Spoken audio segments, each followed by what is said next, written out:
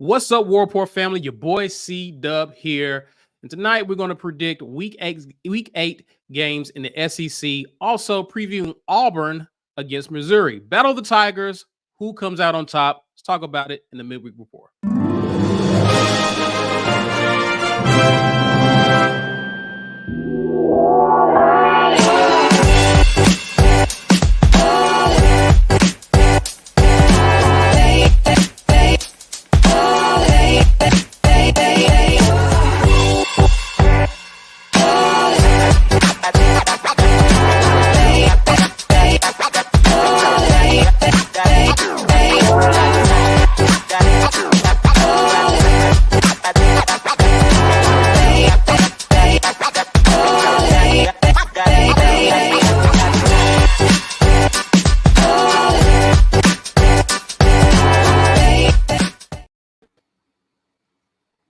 Yo, you guys know the deal. Join as a member. Look, we're growing the War Report community, and we need you guys to help us get there. Join the Green Name Gang by hitting that join button and becoming a part of one of the best communities anywhere in college football, the War Report. Look, lots of green names in the chat today already, and I love seeing that. Lots of you guys will join. Auburn is headed to Missouri. We're going to talk about it tonight, but we need you guys to join the conversation. You can also help people join the conversation by hitting that gifted membership button, and you can give the gift of a green name to somebody who hasn't done that already. So we appreciate you guys for sharing in that as well. Look, you can give the joy of the War Report, or you can give another kind of joy by visiting tryjoymode.com. Our friends over at Joy Mode have been sponsoring the War Report. We really appreciate them for that. But look, guys, imagine your favorite greens pack that you put in 6 to 8 ounces of water right before the boom boom time. Joy Mode's got you covered.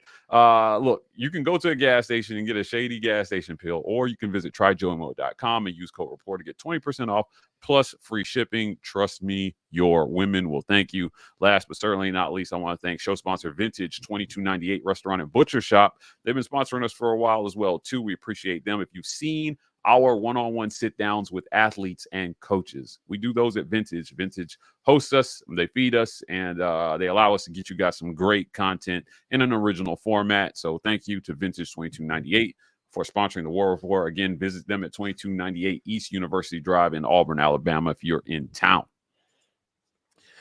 Gentlemen, we have some interesting games. Yeah, we do. To cover and make some predictions for. Let's get into them. Let's go ahead and get some of the less complicated, boring games out of the way. 4-2 Vandy has a chance to go 5-2. I got the overlay 4 on face and stuff. Freaking 4-2 Vandy. Like, say that again. Yeah. 4-2 Vandy. Yeah, listen, I'm not betting against the Commodores. They on the roll. They beat Bama, and they came back and they beat Kentucky. They played Georgia to a 1-point game. Come on, man. Vandy's legit. Diego Pavia is the man. He is him. Yeah, Pavia is He's the man. Like, what do they call it? The straw that stirs the drink for them. What? Yeah, we'll go with that. The straw that stirs the drink. I haven't heard that one, but okay, we'll go with that. No, yeah, I mean, it's foolish to go against Vandy in this. They're on a roll. It's foolish at this. I mean, there was a time where you would question that, but this ain't one of them years. So I'm going Vandy. Yeah, he is the Joy Mode packet that gets the, yeah, okay. Okay. Yeah, that enhances the performance. There you go. There you go. That's where the end of that metaphor needed to go. There you go. I'll do it. Teamwork makes the dream work. Yeah, that was thanks for the save. Like, that was going nowhere fast. I was like, I don't know what direction you're about to take this, but it's wrong. Joy Mode liked it. I'm sure. All right, guys. Texas A&M travels to Stark Vegas to take on 1-5 Mississippi State. Okay, so if you've seen our power rankings video that we do every week with our guy Chris Phillips from SEC Unfiltered, great follow, by the way. Follow him on Twitter, SEC Unfiltered. It's a battle between Mississippi State and Auburn to see who's the worst in the league. Now, Mississippi State put 31 points on Georgia last weekend. Does that mean anything here? Guys, no. It doesn't. Texas A&M wins this game. Now, yeah, and I want to remind everybody, I picked Texas A&M to beat Missouri when we did this a couple weeks ago. It's something about this team seemed a little different. Connor Wegman came back, I think, in that game, Ike versus Missouri, played lights out. And so, maybe Mike Elko is the difference here for these guys. People forget. So Hugh Freeze had some comments in the media where he was talking about Missouri and Elko and another coach in Eli doing not Eli and Clark Lee maybe doing more with less. And people were all up in arms about it, like he's insulting the players. And I was like, well, if you look at the recruiting rankings, he's not wrong. They are doing more with less. They absolutely are doing more with less. But when it comes to Texas A&M, though, when they played that game versus Missouri, I think that talent showed back up. The gap in talent between how these two schools have been recruiting. Yes, Eli has done a great job. Yes, Brady Cook is great. Yes, Luther Burton is going to be a first-round draft pick. But Texas A&M is still loaded with 5 stars, man. So, yeah, Texas A&M. Not that that was ever going to be a real question in this one because Mississippi State is not good. But I did think them getting 31 up on Georgia, they actually were starting to pull off a little bit of a comeback. And people were texting me. They're like, what's going on? Is Mississippi State coming back? But, yeah, I mean, I think they win this one. I think they win this one running away, actually. You agree, Ike? Yeah. I think it's not a good football team. I think it covers the spread. Do they cover the spread is a different thing? Yeah, 16. Texas A&M's got a good enough defense, I believe. Yeah. For me, the Texas A&M defensive line is where this game is going to be. You're going to get domination, and Van Buren, he's playing well, but I just don't know that he's ready to evade that pass rush. And, maybe this week he doesn't get pushed by another team's coach. So.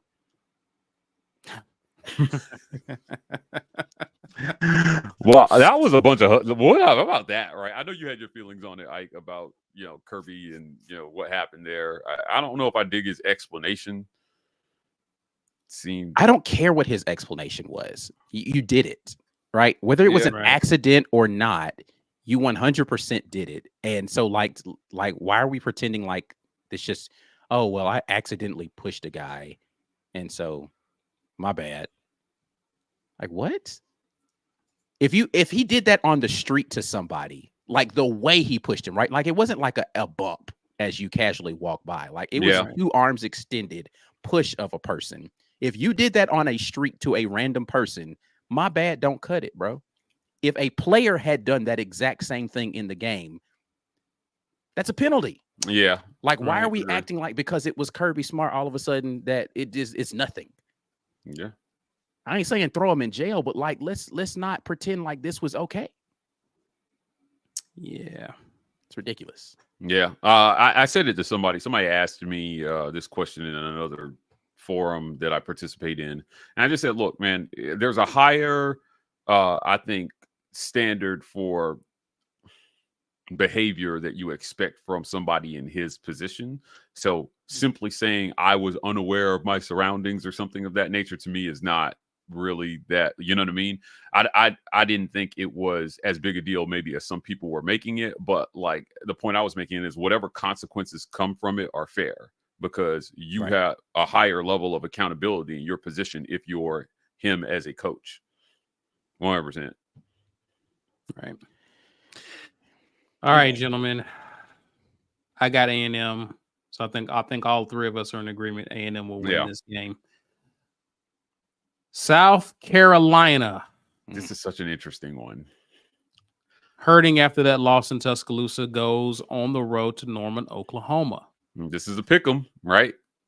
What do I believe about South Carolina versus Oklahoma? Oklahoma's offense is struggling, guys. Terrible. It's awful. Hey, look, awful. Yeah. The fact that we lost to this team is baffling to me. With as well as Auburn's defense has played, in my opinion. South Carolina, they had the play calling as the game went on versus Bama was A tier, man. Like they were dialing some stuff up. arguably the worst loss of Auburn season right here against this team right here. Yeah, it just arguably. Man. Yeah, with all they had out, and a freshman QB losing this game. And you had the lead, but I'm sorry. No, we don't need to relive that. But go ahead. Look, South Carolina, man. Honestly, they should be 4-2. If you ask me, they had that game versus Bama won, and then you recover an onside kick. They had the game versus Bama won. They had the game versus LSU won. Yeah, like I mean, I don't know. I think that they bounce back this week. Oklahoma, man, over these last 6 games, the reality of the schedule. When we talked about season predictions and they released Oklahoma's inaugural SEC schedule, I said, "Whoo, boy, what a welcome to the SEC." They're absolutely fortunate to be sitting at 4-2 at this point in the season. This team could easily be 2-4 as well, too. If you ask me, I'm going with South Carolina in this one. Yeah, I've picked South Carolina the last couple of games because I like what I've seen from them defensively. They get after the quarterback. They put a masterpiece together versus Bama, if you ask me. Yeah, I mean, against a quarterback that's mobile, they still went out there and they made him uncomfortable for a large portion of that game. They didn't do great in the run game for portions of that game, and that's the reason why Bama was able to score. And then you had like a massive bust at the end of the game that gave them the additional touchdown. But I think the South Carolina team, and honestly, I mean, with all of those things that I just said about their defense, if your quarterback doesn't fumble the ball 3 times in the game, then you probably win that game still. So you take care of the football versus Oklahoma. That's not an easy thing to do. This is a defense that likes to be able to force turnovers, and they can get after your quarterback, but this quarterback is elusive. He's not going to be a statue back there. Yeah, give me South Carolina in this one. I'm actually surprised South Carolina stuck with Michael Hawkins in that game versus Texas and didn't turn back to. I get it. Jackson Arnold didn't play well early in the season. Oklahoma, excuse me. I'm surprised Oklahoma did not turn it back over to Jackson Arnold at some point in time in that game when it was clear. Not only are we losing this game, but our offense is being ineffective. Let's at least go give ourselves a chance to maybe reset with Jackson Arnold and throw the ball a little bit more. Like, you're going to lose this game anyway. Is getting these additional snaps from Michael Hawkins, is it that important in this game? Or do you just, I don't know. That felt a little weird to me. I would not be surprised to see Jackson Arnold on someone else's team next season as a result of that, if they don't 100%. Because it just doesn't, like, that's the same reason they ran Dylan Gabriel out of town there, because they wanted to go to Jackson Arnold. Like, it is, I don't know. It seems like this coaching staff is falling in love with the shiny new toy at quarterback and not necessarily making a concerted effort to try to say, okay, he's like the opposite of what Hugh Freeze is, where it's like Hugh Freeze is like, no, I made this initial decision. I felt good about it. I'm gonna keep going back to it, even though it's not necessarily panning out. The other one is like, man, I done already benched him, bro. We're done.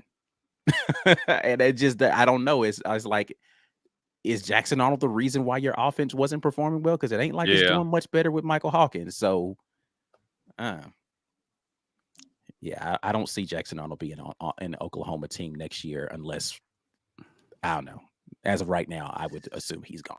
This is year 3 for Brent Venables, and he's got to figure that offense out. That offense was a juggernaut when he inherited it. Obviously, the mastermind behind that offense is gone. He's in Cali losing games himself. Yeah.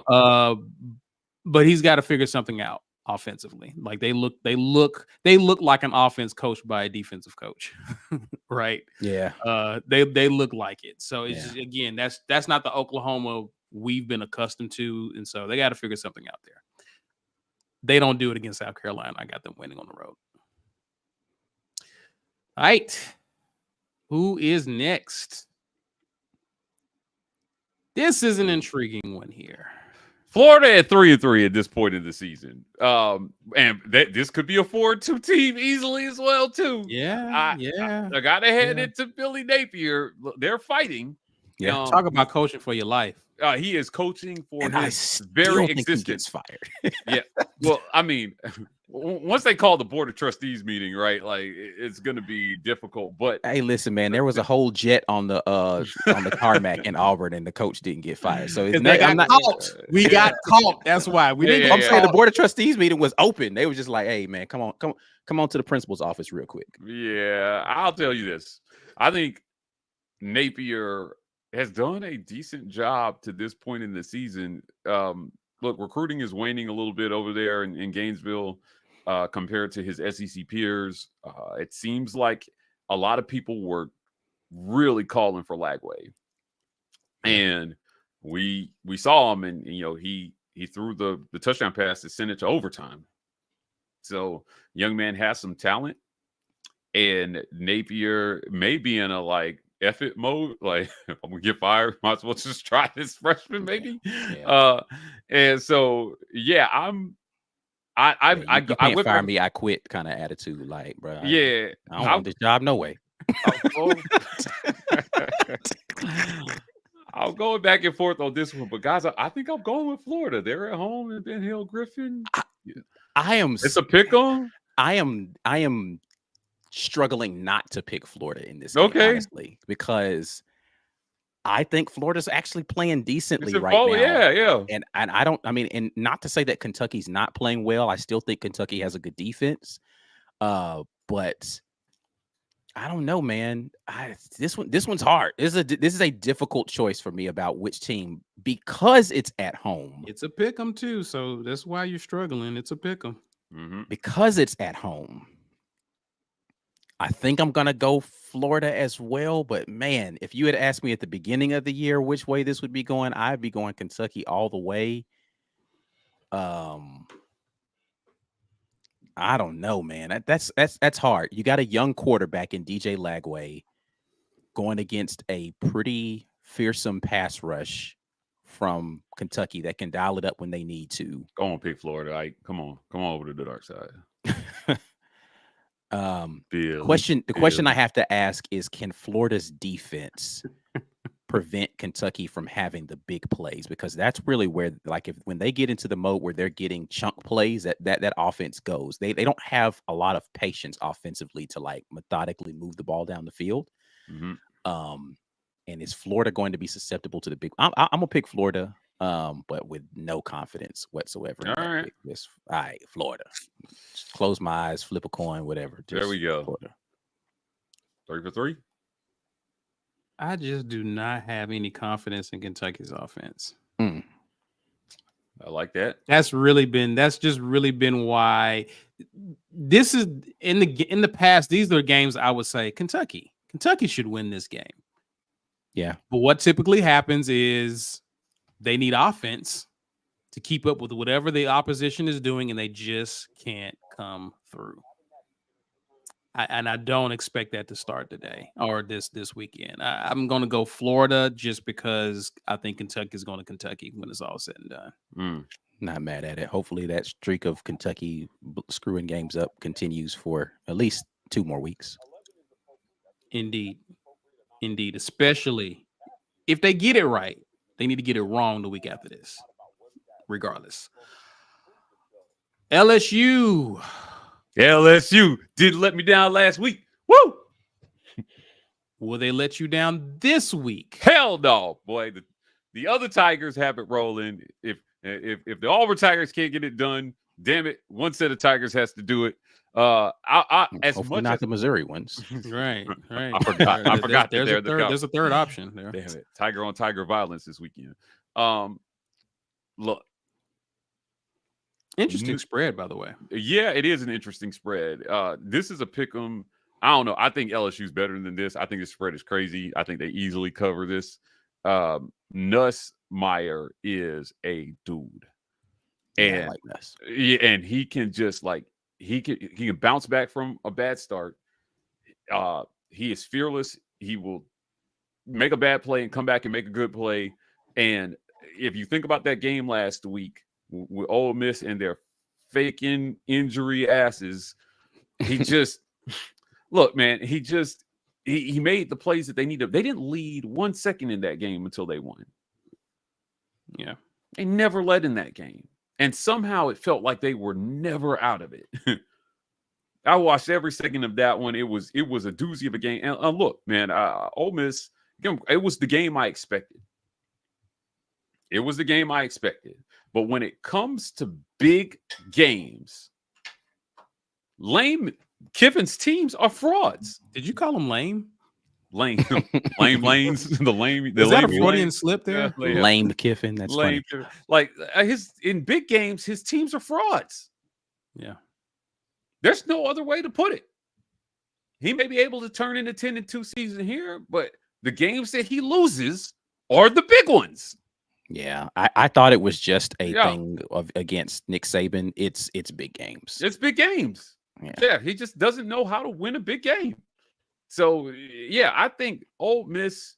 We're not even talking about Ole Miss, but like I'm telling you, LSU, what they did to them in their house, mind you, and that's that scene with them all singing "Set It Off" by Boozy at the end was incredible. Unreal scene at the end of that game. Brian Kelly has some rolling. As much as I don't like Brian Kelly, and you guys know I don't like Brian Kelly. No, I didn't know that. Why do you like I have made my feelings about Brian Kelly very clear, so there is no bias in this statement. Right? I think LSU has absolutely something rolling here. I think that Nussmeier, having to follow up Jaden Daniels, that was a tough proposition, man. And they've got something special going there in LSU. Our friend Heather Dinich over at ESPN said that she felt like 5 SEC teams could make this first playoff. And she said that on our show too. And I said, look, that's bold. That's a bold take. 5 out of 12 in the first one. Boy, will you hear the rest of the country groan about SEC bias. Yeah. But LSU, I think, has a chance to be one of the 4 that I believe will make it. Truly. They've got a shot. They've only lost one game, and their defense has improved a lot. Yeah. Over last year's defense. That's impressive. It's impressive how much they've improved defensively. Yeah, if they had last year's defense, this year's defense last year, they might win a national title with Jaden Daniels at quarterback. Yeah. Now, I don't even think that's a hot take. That's how bad their defense was last year and how good he was. So, yeah, I like them to win this game. Love what Sam Pittman and Travis Williams have put together so far this year. But, guys, it ends this week, man. Razorback Stadium, sorry. LSU's coming in there to get the win. Yeah, again, one of the things, this is another team that it frustrates me with Auburn when they lost too, because they actually had an answer for Arkansas's offense. Much was made about their quarterback being a dual threat, making a lot of plays with his feet. Mm-hmm. If you can stop that, they're vulnerable. Yeah, I agree. And LSU has the offense to make them pay if they stop what Arkansas can do offensively. So I like LSU in this game because they do have the offense to take advantage of Arkansas's mistakes or them not being able to move the football. So I'm going LSU. Yeah, put me down for LSU as well. I still don't think Arkansas is really a good team. So sure. It is what it is. Yeah, Arkansas here we go. LSU. We haven't even we haven't picked no one. We've all picked the same 3 teams, right? Yeah, what's funny was I people who don't watch our show don't know how my jaded relationship with LSU on this show. They were like, you were tweeting a lot about LSU. I was like, every week I pick these dudes and they let me down. And finally, they didn't let me down. So don't let me down this week, though. Yeah, but it's a new week. So you still get let down. All right. Bama goes on the road to face off against Tennessee. This is an interesting game because Bama doesn't look like the Bama of old, and Tennessee don't look like the Tennessee we thought they was at the beginning of the season offensively. Yeah. So I don't know what's going on with Tennessee's offense. How are we feeling, gentlemen? How are we feeling about this one? This to me, this game is about, can they limit Jalen Milroe and Ryan Williams? That's it. This is the question I have about this game. Let's see how really good Tennessee's front seven really is.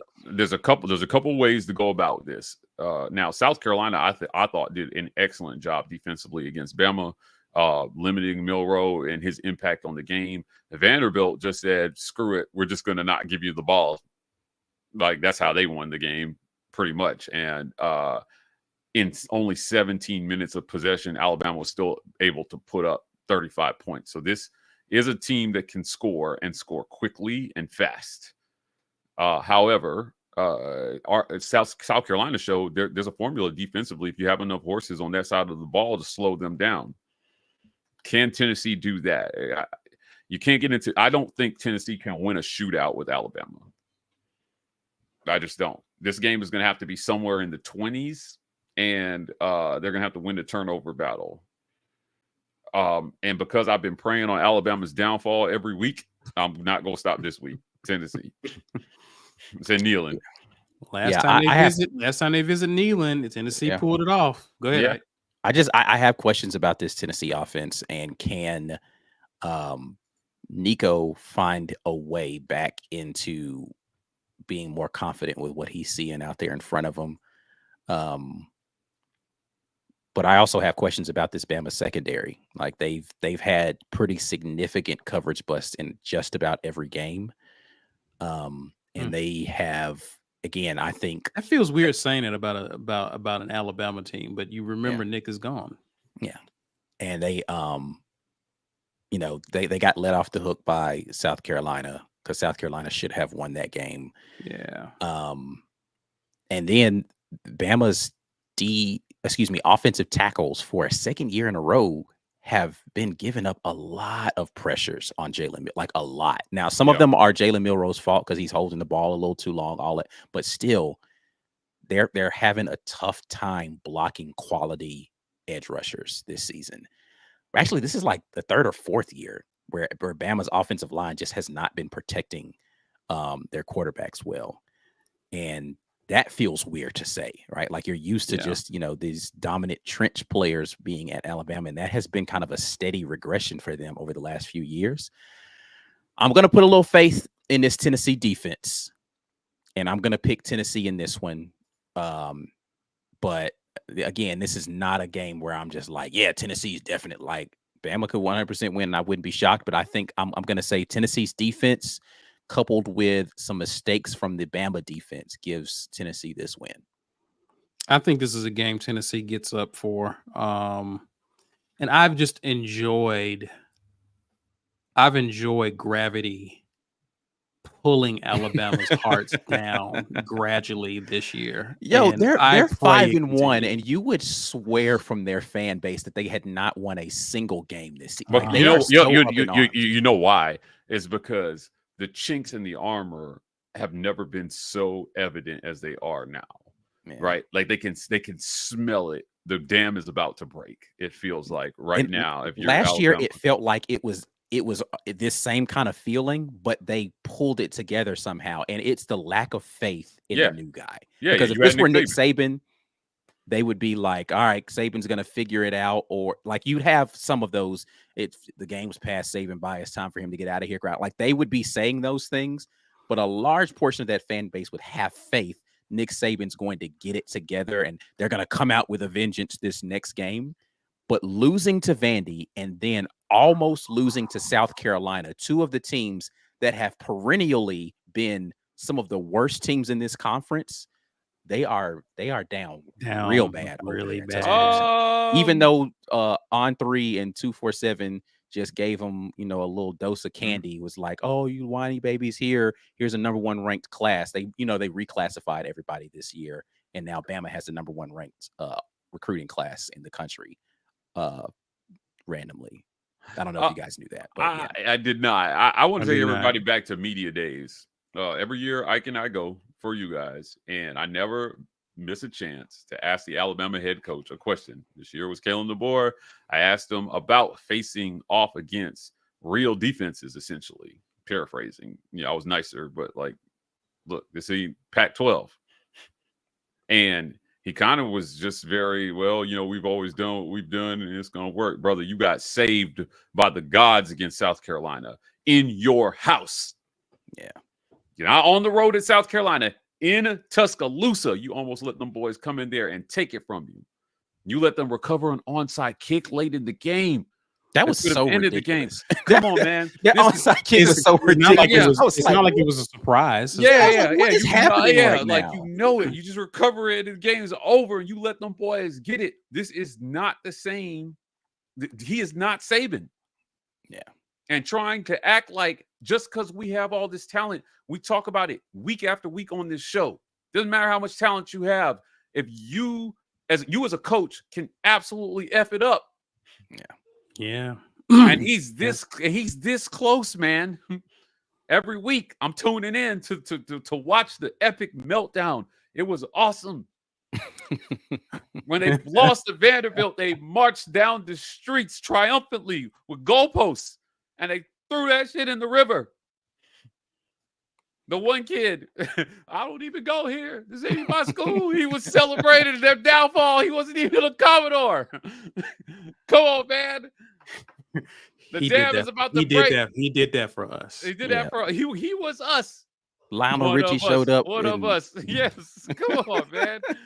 Tennessee, you do it. You do this for all of us, Tennessee. We are all Rocky Top this weekend. We believe in you. We believe in you.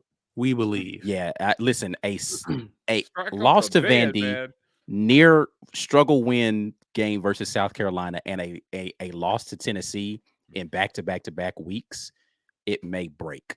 Like the whole city of Tuscaloosa might break. Absolutely. Right? I can't wait for it. It's going to be the Bear Bryant statue might just randomly crumble in front of the stadium.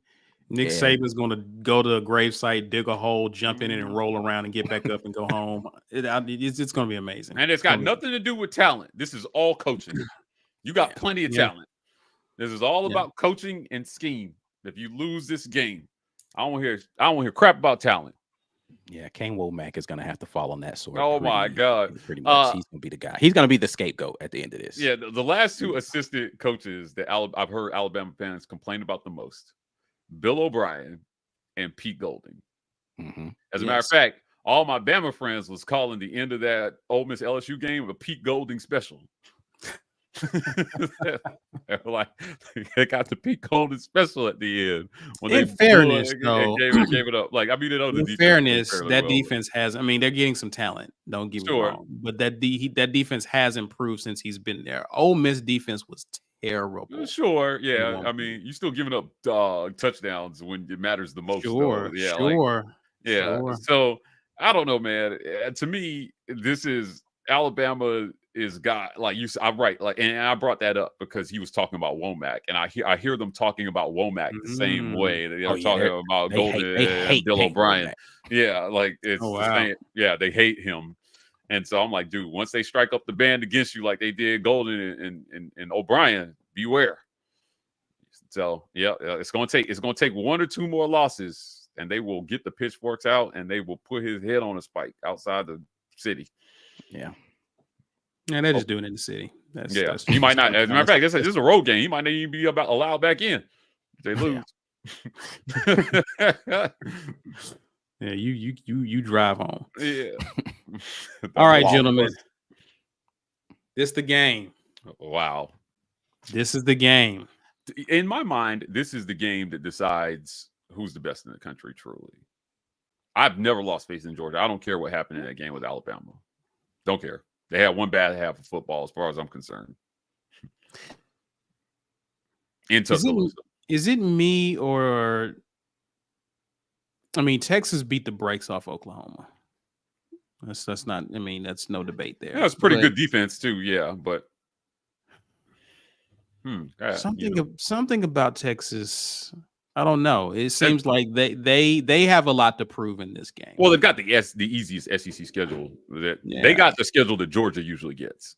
Yeah, I mean, to your point, Caesar, right? Like they went to Michigan and they won, and everybody's acting like they hadn't played anybody this season. And I'm like, they won at Michigan already, and Michigan's not like some scrub team. Impressive. It was impressive win. And then they absolutely dominate Oklahoma. But again, I get it. Oklahoma's not, this amazing team. But to Mike's point, they have a good defense, and you pretty much scored when you wanted to on them. Yeah, it was weird because they gave I mean, it was 34 points is good, certainly, versus Oklahoma, but 406 yards of total offense is not fantastic. It's But not, but they called Oklahoma's the defense dogs is off of really that good. game. Well, that's fair as well too. Yeah, that's Yeah. fair. Yeah, Like, they called the dogs off. If they had to score more points, I 100% believe they could have scored more points, but they were just like, all right, bro, like, let me just turn and hand the football off a little. Like, now I ain't gonna lie, him calling the double pass twice in that game was a little disrespectful. Yeah, Like, it didn't work the first time, and he came back to it again later in the game. I was like, come on, Sark, bro, like, stop, don't. This is like OU didn't score a single point after the first quarter of that game. Yeah, it was. That's it. They kicked a field goal and then just said, "All right, that's all we got." Again, I don't understand why they didn't change quarterbacks. How Auburn lost to this team, bro. I know, Mike. I think about it. I think about it every other day. I don't understand. But you know, to the point that you were headed down towards Texas, like it feels like this is the game where everybody starts. Like, it's crazy to say the number one team in the country still feels kind of disrespected. Yeah, but I don't know that people feel like they are heads and tails the best team in the country. They feel like, okay, well, they're one of them. Yeah, you're undefeated. So like it's if you listen to like national commentary about teams, it's Texas, it is Oregon, and it is Ohio State. Like, they think, okay, that Oregon-Ohio State game went down to the wire. Those are two of the best teams in the country. Those are the three teams that you expect. I say all that to say, I think Georgia pulls the upset in this game. I think Georgia pulls the upset. Wow. Okay. Yeah. I'm riding with the Bulldogs here. Like, I like Georgia. I have consistently said I thought that they were the best team in the country. Look, I don't think that Carson Beck is the best quarterback in the conference right now. But Georgia to me is still the most complete team. Texas, I'm not taking anything away from Texas. I think this will absolutely be a hell of a football game, but I'm riding with Georgia. This is the game we wanted to see essentially last year, right? Like, I wanted to see Georgia versus Texas or any of those teams that made the playoff, and we just didn't get that because Georgia decided to lose the last game of this year, pretty much, which was the SEC championship. But they were the best team in the country, and they didn't make the playoff. So not a lot has changed in my mind about this Georgia squad. Carson Beck is a solid quarterback. I think we saw what he could do in that second half versus Bama when they mounted what was going to be one of the best comebacks we've ever seen in college football history on the road in Tuscaloosa. I mean, and they held a lead. I remember like my dad was watching the game and I texted him. I was like, "You watching this?" He's like, "I turned it off. They were getting their asses beat." I was like, "Turn it back on, Pop." Couldn't believe it. Then Ryan Williams happened like right after they scored. So look, these teams are legit. Both these teams are legit. And this is what the new SEC is all about. This is marquee. This would have only been a bowl game in the past, guys. Yeah. This is fantastic tradition. This kind of game, Bama, playing against they're going to Oklahoma, right? This year, Bama's going to Oklahoma. Yeah, I think so. Yeah. Yeah, you don't get that kind of game, Oklahoma coming to Jordan-Hare Stadium. Like, there's a lot of great things. I can't wait till we start, the segue, because I was at Basketball Media Days this week, till we get to start seeing some of these matchups in basketball as well, because I think it's going to be really interesting, men and women's basketball. Absolutely. How these are going to play out. But yeah, you're right. These were, if you didn't catch it in a bowl game, you wouldn't see these games, and now you're getting an opportunity during the regular season. It's crazy. Every year you're going to get something like this. So yeah, the marquee brands in college football matching up during the season, love to see it. But I think, I'm not as high on Georgia being the best team in the country as Mike is, but I do think they pull the upset here.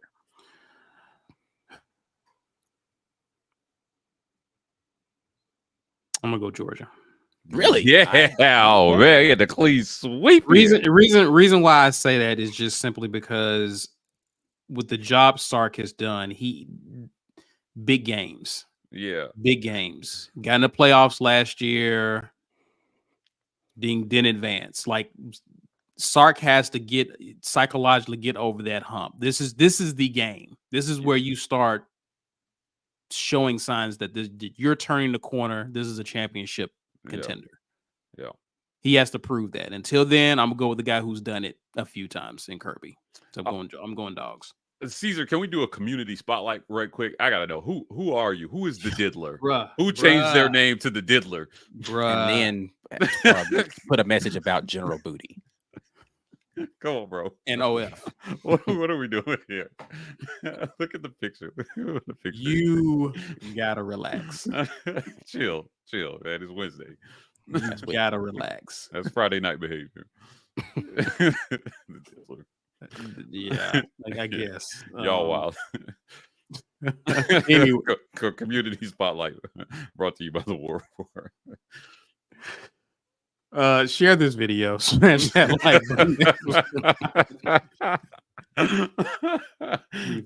Where do you go with that? All right, man. Let's pay some bills. We're gonna come back and talk about the Battle of the Tigers. This edition of the War Report is brought to you by our generous sponsors. The Opelika Rage Room in Opelika, Alabama. The Rage Room is a place where anger and stress find their ultimate release. Call or text 334-777-6688 to set up a session today, or check them out online at opelikaRageRoom.com. Golden's Cast Iron. Whether you work out, grill out, or chill out, you deserve the best life possible, and Golden's Cast Iron is here to provide the tools to help you do it. Check them out at goldenscastiron.com.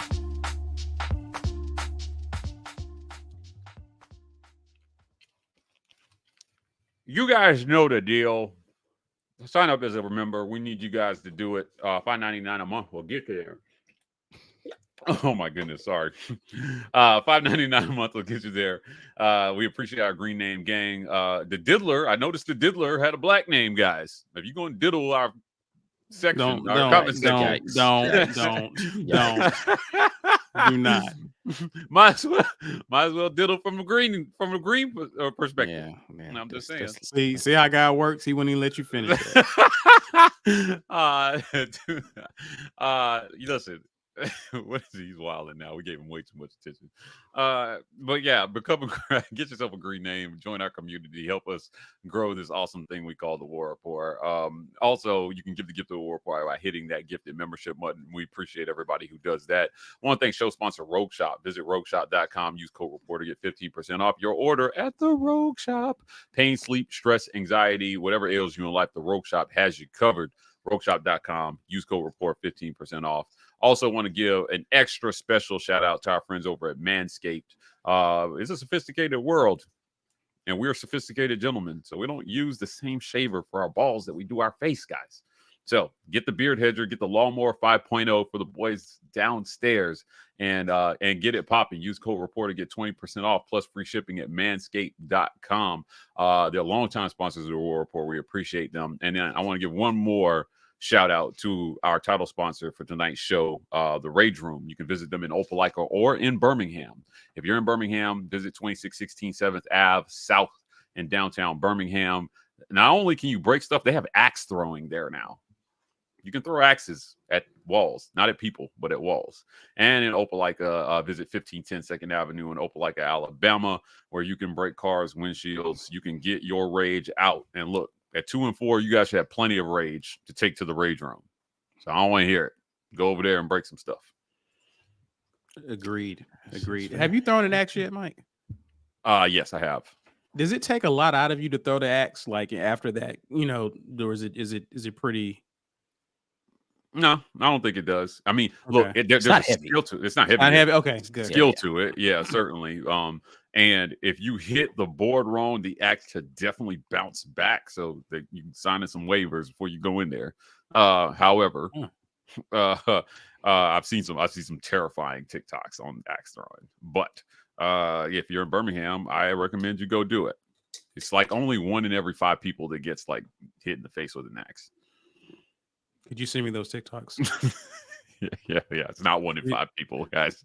That doesn't happen. Research purposes. Yeah. Nobody gets hurt there. But it's fun stuff that they're doing. Let's get to some of your comments. Reese Uppercut says, "What's the lock on UCF guy doing here?" Yeah. Sorry about that, guys. This is the War Report, okay? The War Report. We talk about Auburn over here. But Okay. if you want to hear some extra comedy, if you want to extend your pain, head on over to Locked On UCF, where similar things are happening over at the Gus Bus. Yes, I was not going to announce that here, but since we put the comment up, yeah, I'm doing Locked On UCF. I've joined that team. It doesn't affect anything I'm doing here. It's just an extra 20 minutes of my day where I get to talk about what Gus is doing, which is phenomenal. And you know what's crazy? As my boy Trevon Reed is down there, so I get to work with Trevon again. Jarris McIntyre is the director of high school recruiting, former Auburn Tiger and wide receiver here. So that's exciting as well, too. So, yeah, like we're going to have some fun over there. Locked On UCF. Just do me a favor. Help me get to 500 subscribers over there. And just everybody go hit subscribe right now. Word. Yeah. Coop, the creator, you says, Ike, how was that Traveler's whiskey? We'll talk about it on office hours. I don't get no free promo on the big show. We'll talk about it on office hours. Y'all holler. I'll do an office hours. What's today? I'll do one tomorrow. Tomorrow we'll do an office hours. It's probably early in the day, and we'll talk about it there. But yeah, Travelers is not paying me any money to talk about their product, so this isn't the right forum for that conversation. The Diddler is wilding in the comments. Of course. I mean, that's what your name is. I just like this in here, just diddling away. Yeah, just causing chaos. Going nuts. Okay. All right. Our very own Diddler over here at the War Report. See, things are so good, guys. All right, guys. Battle of the Tigers. Look at Ike's face. Yeah, I don't even understand why in the world we're having this conversation right now. Like, let's talk about something else. Auburn. There we go. There's your something else. Travels to Mizzou. 19th ranked Missouri at Memorial Stadium. Early kickoff. Early morning kickoff. This Saturday, Mizzou is favored. Over and under is 51.5. 67.9% chance Missouri has to pull off this game. Auburn leads this series, and Auburn has had some success against Missouri. The last time came in year 2 of the Harsin era, which it was literally most ridiculous ending ever. Yes. Literally gifted the game to Auburn at the end.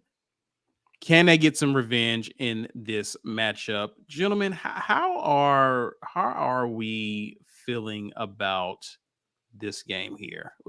I'll start with you, Ike. Your thoughts. Auburn comes off of a bye. Did Missouri have a bye week last week as well? They played UMass. Might as well have been a bye week. Okay. So they played actually UMass. No, it might not, because they actually had some players that got injured during that game. So I don't want to try to act as if UMass is a bye week. I apologize to the citizens of Amherst, Massachusetts. They did not have a bye week. They played a football game versus a real football team. How are you feeling about it, Ike? I have mixed feelings, right? Because it's we like analogies on here. For me, okay, it's like a lingering aftertaste of like something that you thought was going to be good, but then when you got it, you were like, something's just not quite right. I don't know if I want that again. And I'm hoping like Stevie or something like that, or Splenda, something like that. Yeah, but I'm hoping the next bite that I take of it actually is good, right? Like in my mind, I'm like, I was really like excited for this meal. It's like, this is kind of disappointing. Maybe the next bite will be good, and I'm hoping that after a little break from it, I come back and I get the experience I thought I was going to get. That's where I am right now with this Auburn football season. It's like, that was disappointing. I felt like I was going to have something different from this experience. Let me take a little minute, take a little breather, and I'm going to try it again. Please don't let me down this time. This is a 100% winnable game. I understand all the people who are like, how can you say that? Because Auburn hasn't proven they could beat anybody and these other teams. And I get all of those things. That doesn't mean this game is unwinnable. Yes, there is a chance, and not even like a slim chance. Like Auburn offensively has played fairly well this season. Right. Yeah. But they've got to figure out those critical moments in the game stop shooting yourself in the foot. When you get into the shootout, point the gun at the other guy. Pretty simple. You get into the shootout, point your weapon downrange. Yeah. Towards the other team. Friendly fire's got to stop happening with this team. If they can do that, they can win games. It's literally that simple. There is not a team, even Georgia, there is not a team that has just lined up and whooped Auburn this season. That's a fact. No, that's a fact. That's a fact. No Power 4 team, Caesar, has put more than 400 yards of total offense on Auburn's defense. Yeah. Come on, man. Right? Like, I'm with Ike on this one. Now, look, I understand that the bug may be difficult for a lot of us right now. It's tough times on the Plains. Came into the season with higher hopes, a better wide receiver room, hopefully a better Peyton Thorne, Hugh Freeze possibly calling plays, DJ Durkin as the defensive coordinator, and 2-4 is what we got through 6 games. So I get it. I get your disappointment, but now is not the time to give up, guys. You beat Missouri. Potentially the outlook for your season changes. Now, you're going to have to pull what will widely be believed to be upsets here through the end of the season. I don't know if Auburn will be favored in any game outside of ULM from now until the end of the season. Maybe Vandy because it's at home. If you beat Missouri and Kentucky. But let's be real. The odds makers might give Auburn a chance, but that you can win this game. Now, again, I talked to somebody who covers Mizzou, and they have worries about their O-line. Enter Keldrick Faulk. Yeah, he's leading the league in quarter QB pressures. Come on, man. Get in there, make him uncomfortable. Do not let him stand back there and play pitch and catch with Luther Burden. You cannot let that happen. Yeah, because the secondary has probably been a weak spot for this team. Not probably. It's been they've been giving up big plays at times. And you got a big play QB and wide receiver combination that you got to face. Limit to 2 of them, and you may have a chance to win this game. But you got to limit them because you cannot count on this offense to put up. We were talking before we started recording, and I was like, what's the most Auburn has scored versus a P4 team this season? 24 points. Yeah. That's it. A measly 24 points. Mississippi State managed 31 versus Georgia. Yeah. Come on, man.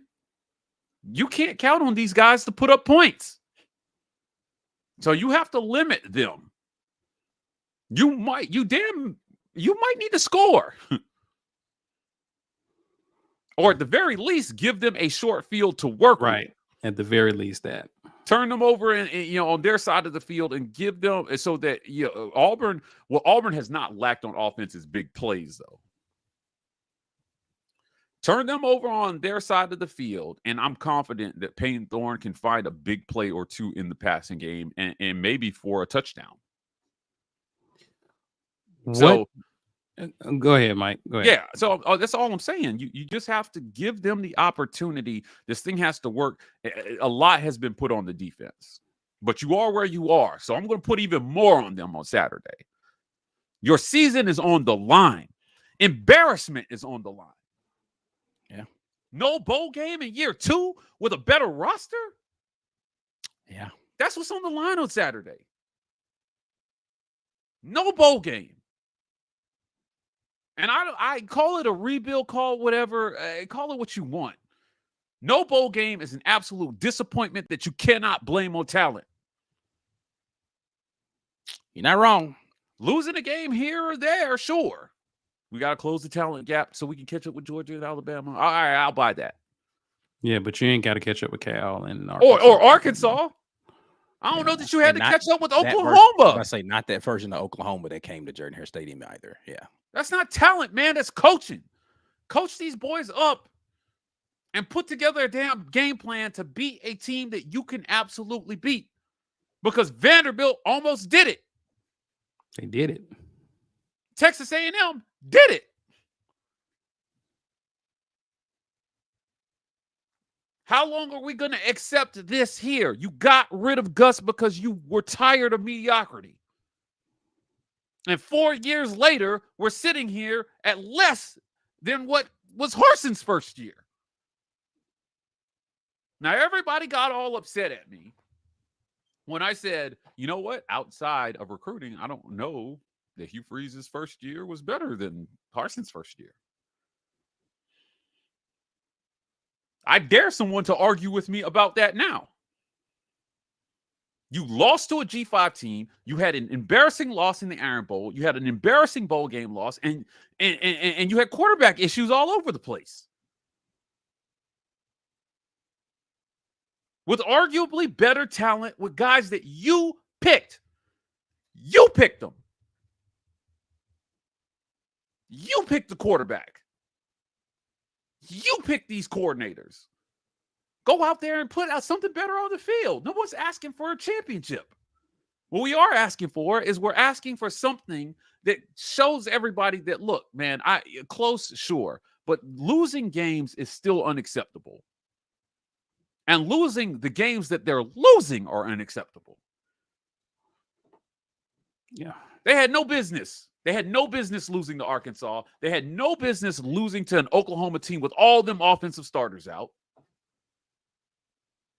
You had no business messing up a 4th and 1 versus Georgia that should have been an easy first down if the quarterback runs the halfback dive left, because that's what was called. Why are we talking about this game 6?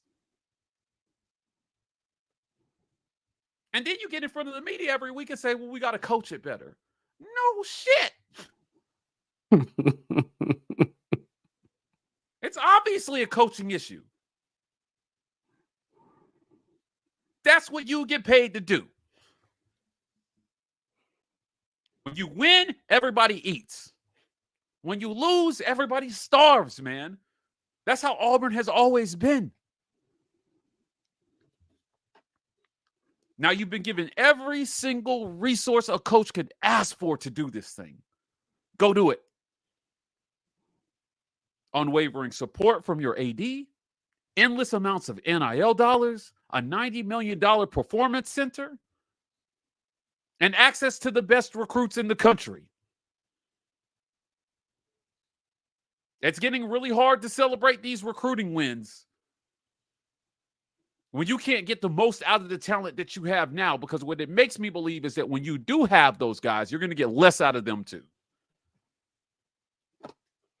And they're not here to save you. You're here to save them. You're the coach. I'm sick of this. It's been a while since I've been on a rant like this, but 2-4, I think, warrants it. Anyway, what were we talking about?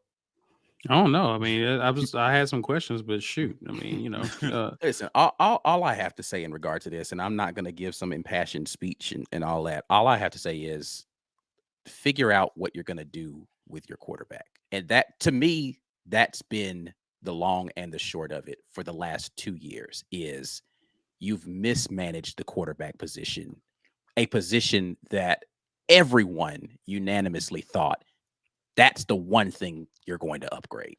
And you've mismanaged that position severely. Last season, I don't think you called a game plan that made sense for the choice of quarterback. This season, right, I don't know that you're seeing the deficiencies of the quarterback and putting him in position to make, I won't say you're not putting him in position to make plays, because you are. You're not seeing he ain't doing it. And so let me change the way I'm doing things again. Like, and that's where my mind like begins to melt and ooze out of my ear, where it's just like, I don't get why we're repeating that mistake continuously. I understand completely. You feel like this guy gives you the best chance. And because that's what you have to be telling me that. You have to be telling me, well, he gives me the best chance to win. Mm-hmm. Somehow you feel as if The ceiling of where he is in the offense is going to take us to the highest of heights. But you've proven that where the highest of heights exists does not work well with this quarterback during the game. It just doesn't. And if we're going to do that, if we're going to strip plays away and simplify and all that, play the young guy. Stop. And the only reason this is not an anti-Peyton Thorne thing. I probably wouldn't even be saying this if 4th and 1 versus Georgia doesn't happen. Because for me, that's the second time this year that it has been blatantly obvious.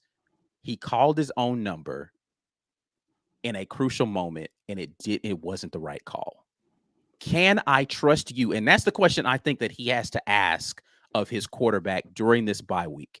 Can I trust you to go out there and do what I'm asking you to do and not question what I ask you to do out there? Hey, this is the play call. Run the play. If we can't come to that agreement, you can't play football for me. Right. This is what got him benched. This is what got him benched against Cal, because he wasn't seeing what you expect a QB had with his experience to see on the field. Now he's questioning your call. Go ahead, Mike. I tried to ask this question again at the press conference on Monday about like them just not being on the same page and the comments in the media, and he kind of cut me off and went where he wanted to go with it. But he's been asked that question multiple times. He's tired of hearing about it for sure. Yeah. Well, good luck. I didn't ask you, so I don't give a shit. Right? Like you sent a product, you sent a guy out on the field that did the opposite of what you said was the call, and then you've tried to backpedal and explain your way into, well, this is what he saw, and he's just a thinker, which and amplifies the nonsense argument that Coach Hugh Freeze throws his players under. He has had ample opportunity to let Peyton Thorne take every bullet in the world for that 4th and 1 play against Georgia, and he's refused to repeatedly. Yeah. I just don't like, so something's got to give here. So if Peyton's right, either way, it doesn't matter. It just all comes back to you regardless. Right. If you got because you're the one keeps sending him out there. Yeah. If you got a quarterback who's not doing what you're telling him to do when he goes out on the field, I don't know what to say to that. And if you're Peyton and you are doing what you're told and it just didn't work out, then again, it still comes back to the play call. It comes back to the coach regardless. This is why I don't want to have a bunch of conversations about Peyton. It all comes back to the coach. So I mean, that's fair. But again, I think I don't want to have a conversation about play calling unless we're saying we're calling the wrong plays for the guy that's out there, because it's not just the play call. Like, the play calls are right. Run the dang plays. If you're no longer running, like if you're stripping away your offense, I think it's time to put the ball in the hands of people that can make plays. I need to see if we're going to huddle up, if we're not running, if we're no longer doing tempo, it's time to see guys like Jarquez eat. Yeah. At least I need to see Jarquez with a minimum of 20 carries this weekend. If he's not carrying the ball more than 20 times, Auburn loses. I don't know what to say. Yeah, I respect what Eli Drinkwitz has done at Missouri. I really do. Look, they're not getting top 10 recruiting classes there year in and year out. That's why I didn't think Hugh Freeze's statement about the fact. I mean, I don't know if I would have said it the way he said it, but like, it wasn't untrue. Look at the average rated talent that they're bringing in here, and the results absolutely exceed what you would expect for the average star talent that they bring in. He is milking it dry there. And listen, Coach Hugh Freeze said that himself. He was like, the teams that, or is that what you're referring to? He's saying the teams that are like performing above their talent ceiling. Yeah. He was Missouri, and I forgot who the other team he was referring to was. Vanderbilt, I think. Vanderbilt, yeah. Like, look, that's what they're doing, and it's great. That's what you expect. I respect it. I do. And so, if you're Auburn, look, Missouri has only won one game against you in their whole history of their program. And I think that was in like 1970 something. Yeah. They're 1-3 versus Auburn. So I don't think Columbia is a daunting road task. And that's not to say that winning on the road is difficult, period. But it's not like it's not like going to Georgia. Valley. It's not going to Valley. LSU, right? Yeah. And so, you know, I mean, Vanderbilt's the only place in the SEC that nobody's scared to go in and play. Gordy, boy, they're going to play that clip to death until the end of time. But I just think you go in there, you can win this game, and the person who covers Mizzou, she went there, she graduated from there. She's as passionate about Mizzou football as ever. She even admits that like between quarterback and O-line, there could be an opportunity there for Auburn. So you have to go in there, and if you're DJ Durkin, you got to continue to do what you've been doing, but you got to figure out a way to get more out of these guys if Auburn wants a chance to win. Yeah, that's it. I feel like he's already doing enough, but look, man, sometimes when you're in a desperate situation like Auburn is, and make no mistake about it, 2-4 is desperate. Yes. At this point in the season, you are in a desperate situation because you are fighting for your bowl life. And when you do not make a bowl, the significance of that. Remember what we heard last bowl season with how DeMarcus Riddick was tearing it up, those extra practices that you get, the extra time on the field, the extra time to evaluate young guys. Could there be an opportunity in a bowl game for them to take a look at one of the other quarterbacks? If it's really that bad and you're not, and Hank Brown is in your future, does Walker White maybe get a chance to get in and get some time in a bowl game? Yeah. It's not going to be a daunting opponent based on your record. Right. But missing that opportunity to me is significant. It's less time in front of a national audience. It's less money for your program and for the conference, and it's less exposure, and they've got to find a way, and it starts this week in Columbia.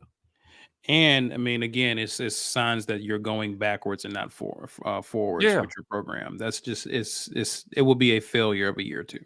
Absolutely would be a failure of a year. I like I said, this is why I had, again, we argued over the semantics of the word rebuild. And the issue that I have with that word is that the results that you're seeing aren't because they're rebuilding. 2-4 is not about Auburn being in a rebuild right now. This is about the decisions that the coaches have made, right, with the personnel that they have to a large extent. If you're not coaching it right, you keep saying we got to coach it better. We got to coach it better. Okay, then coach it better. But if we're sitting here at 3-3 or 4-2 with maybe a couple of disappointing loss, and you're saying, "Oh, we're rebuilding," yeah, okay, I can accept that. That the difference between 5-6-0 or 5-1 is part that you feel like you're rebuilding. But you landed at 2-4. And like I said, two things can be true at once. It can both be a rebuild, but I'm not putting this result of 2-4 on the rebuild part of the conversation. So just figure it out, man. Figure it out with the guys that you have and get more out of them than you're getting, because they have more. Trust me, they have more. Mike, the rebuild gives Hugh Freeze another year to get it right. I think he's going to have another year no matter what. But that's what I'm saying. But that's what's forward facing to media and to other people, is that we're in a rebuild. I don't know if he says rebuild next year. No, I don't think that can be anywhere in his vocabulary next year. Right. Yeah. He can use it this year. He's using it. Go out and get your quarterback of the future. Now, I saw some incredible videos of Deuce Knight just balling, right? And but is he your guy next year? Because I just have so many questions about where they're going to go with this thing in the offseason. Quarterback is going to be the absolute most talked about thing. And do you go to the portal? Ike and I have said it repeatedly. If you go to the portal this portal season, you got to hit a home run. Yeah. You can't come back with some mediocre, right? Unless because that's a signal that you're probably going to one of the young guys. Right. If you're going to the portal, you got to hit a home run at QB, and that's going to cost you some money. And I think at this point, any Auburn fan with this wide receiver room would be okay with that, because you got to get Perry and Cam and Bryce and Malcolm the ball next year in volume. Yep, you just signed. What's the kid's name? Sam Turner. You just got flipped him from Georgia Tech. The other kid from in the state. Like you've got Smith. some mouths that have to be fed in the wide receiver room, and they're not coming here to be glorified tight ends where they're just going to be blocking all day because we can't figure out how to throw a forward pass. Yeah, don't matter to the right color jersey. And it doesn't matter like how much money you give them because those kids are going to get money wherever they decide to transfer. Right? Yeah, they're good enough where it doesn't matter. Perry's going to get paid. Cam would get paid. Malcolm now what he's put on tape in just this few games, he's going to get paid. You've got to put something. You've got to put it together. You got to make sure that they understand you guys are going to get the ball next year. I'm gonna find you somebody who can get you the ball. Period. It's going to work.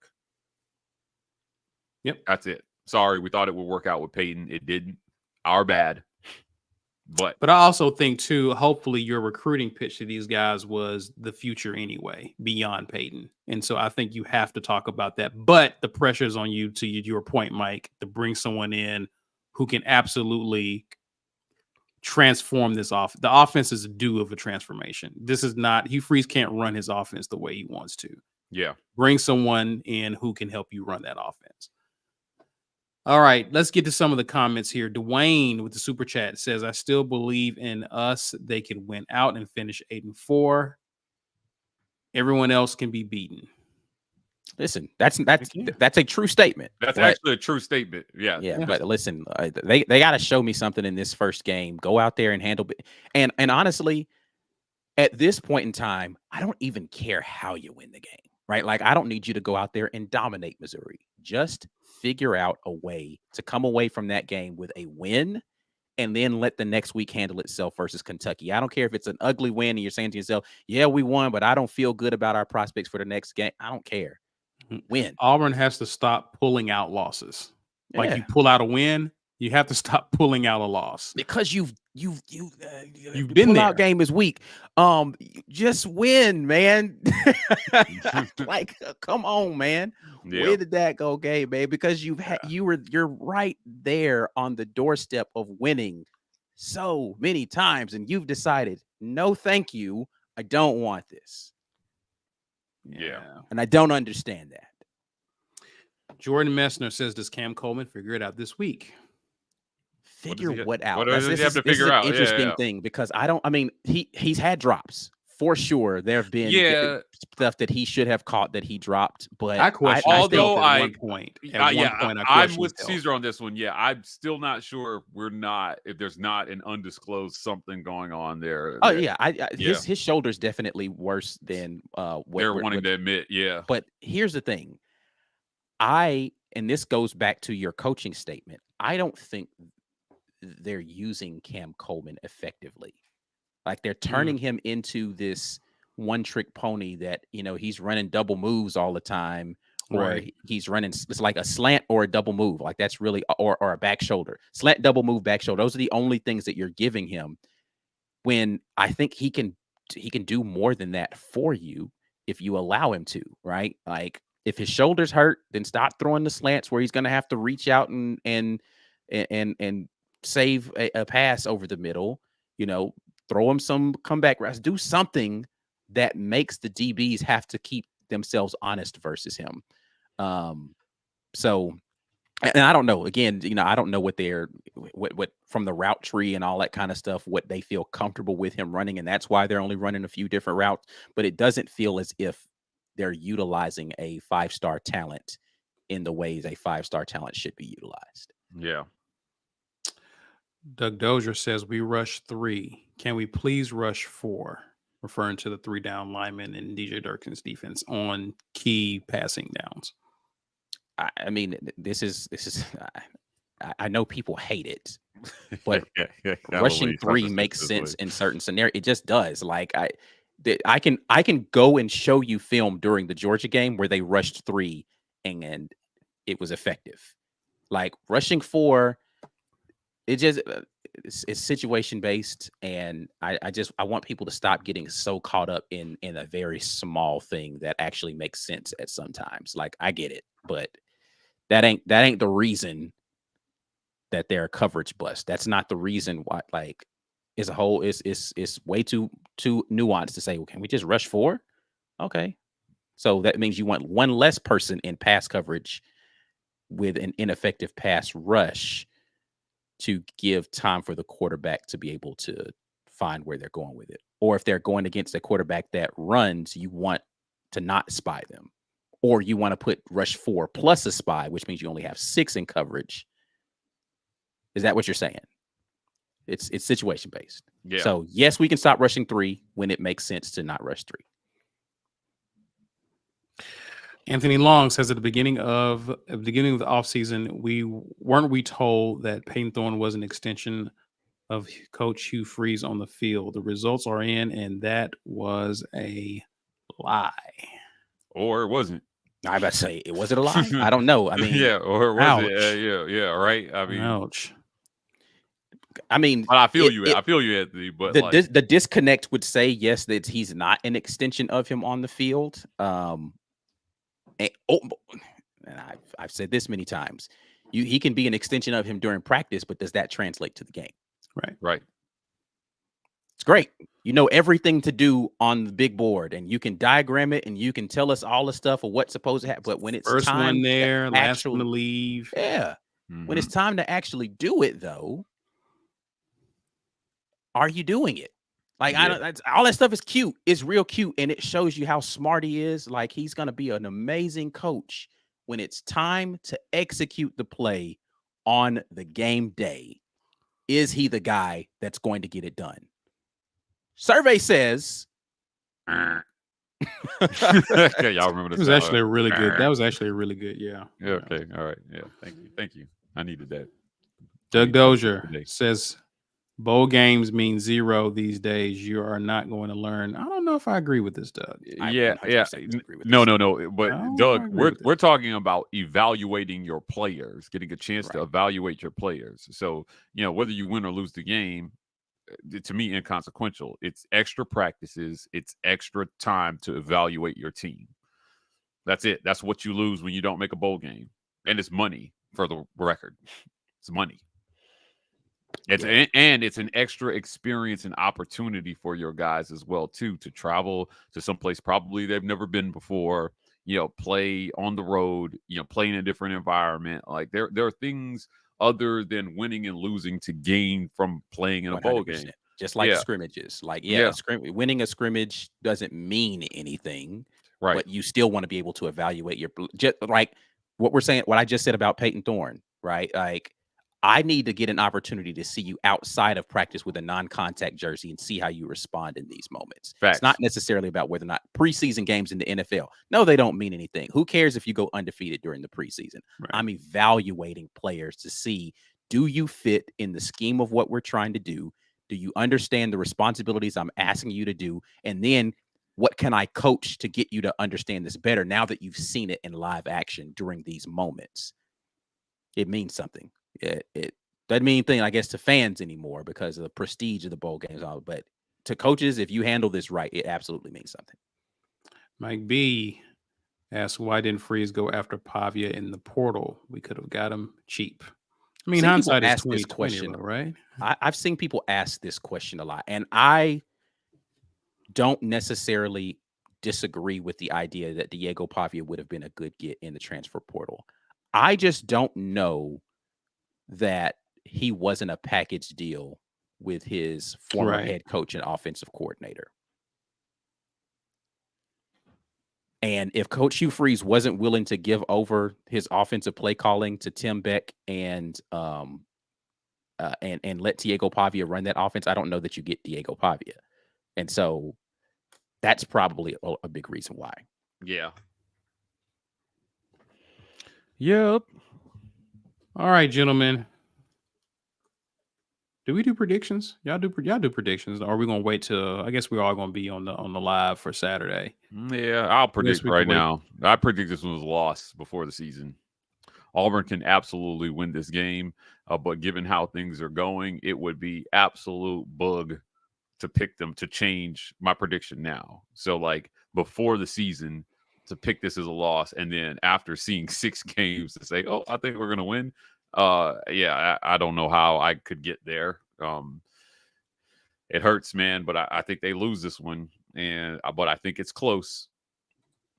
I think the DJ Durkin's defense does a great job on Brady Cook and Luther Burton, and can Auburn score 21 points and move the ball and win time of possession by a few minutes in this one to keep the ball out of their hands. Sometimes limiting those guys, what we've seen, what Diego Pavia showed us is that keep away is your best defense sometimes when you're playing a really good offense or you're up against a really good quarterback.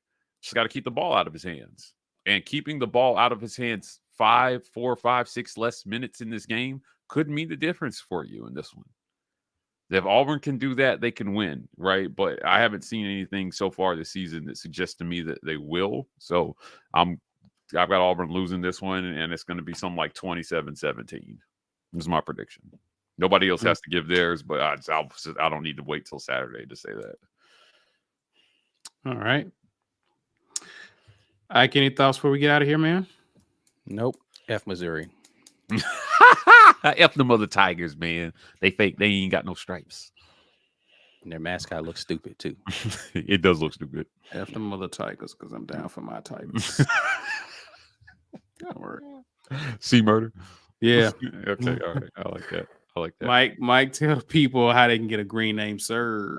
This was fun tonight. We have fun on Wednesday nights. Guys, you're going to have a lot of fun by joining the Green Name Gang. Hit that join button. If you don't have a green name, then you will see the join button there right in your face, $5.99 a month. If you like the work that we're doing here, these are like micro sponsorships that help us keep the work that we're doing going.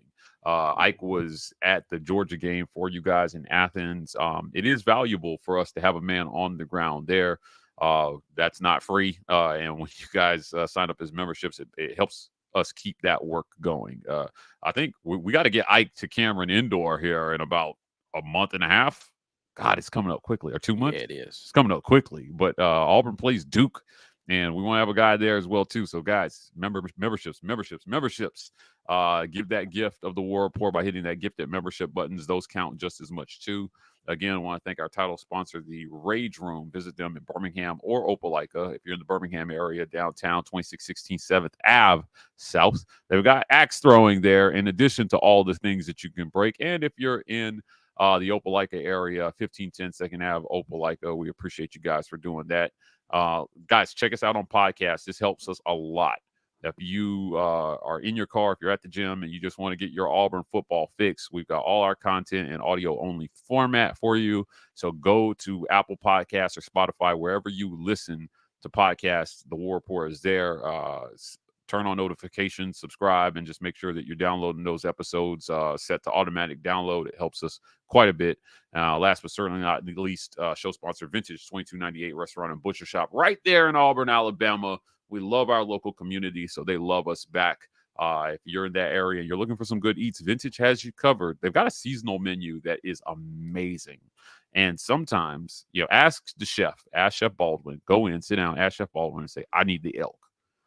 The War Report guy said, I got to try elk, and he will whip some up for you. I promise. Some of the best meat you'll ever have at Vintage 2298. Visit them at 2298 East University Drive, Auburn, Alabama. I thought you were going to pass up on that opportunity. You were not. Absolutely not. No diddy. No diddy. Guys, be sure to share this video, smash that like button, and subscribe if you're new to the channel. We are on X, IG, even Facebook at The War Report. You can also find us on TikTok at TW Report. That's it for now, guys, but we will be dropping some more content leading up to the game on Saturday, which we'll be doing our live pregame, halftime, and post. We'll see you then. Enjoy the rest of your week. And as always, War Eagle. War Eagle.